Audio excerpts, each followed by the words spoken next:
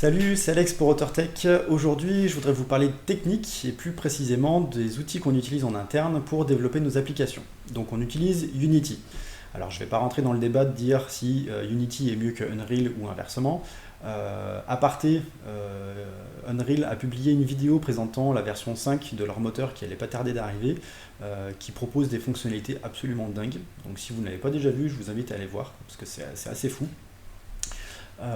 Mais, parce qu'il y a un mais, le rendu visuel, c'est pas tout, ça ne fait pas tout.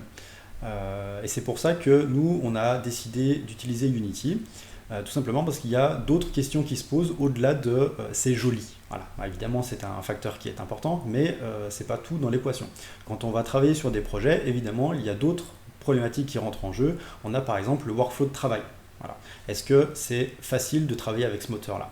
Est-ce que ça va être facile de travailler à plusieurs, par exemple, de travailler à plusieurs sur un même projet, de ne pas se marcher sur les pieds, etc.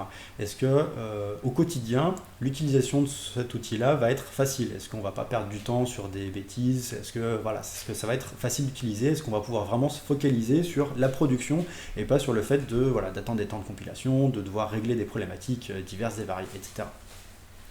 Donc par rapport à ça, mon point de vue sur la question, c'est que Unity correspond parfaitement à notre utilisation.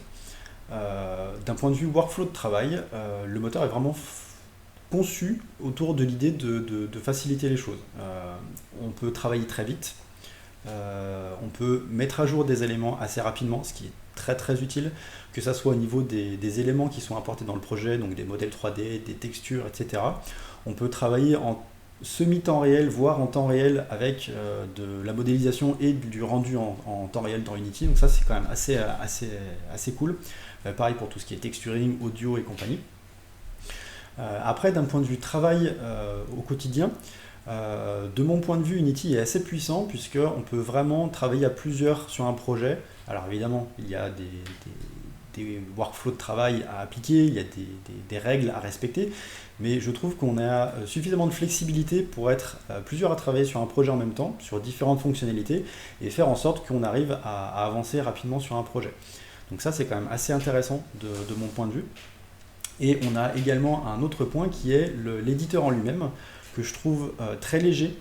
C'est-à-dire qu'on peut le lancer rapidement, il compile assez vite, mine de rien, et du coup on a peu de temps d'attente où on est face au PC à attendre qu'il se passe quelque chose. Donc ça c'est quand même assez important, surtout quand on a plusieurs projets en parallèle, qu'il faut passer d'un projet à l'autre, qu'il faut fermer Unity, le réouvrir.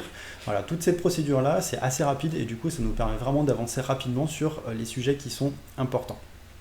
Voilà, donc si vous avez des questions sur le moteur ou sur les fonctionnalités qu'il propose, n'hésitez pas à mettre un commentaire juste en dessous de la vidéo, je me ferai un plaisir de vous répondre. Si vous n'êtes pas abonné, abonnez-vous, comme ça vous ne raterez pas les prochains contenus. Et d'ici là, je vous dis à la prochaine.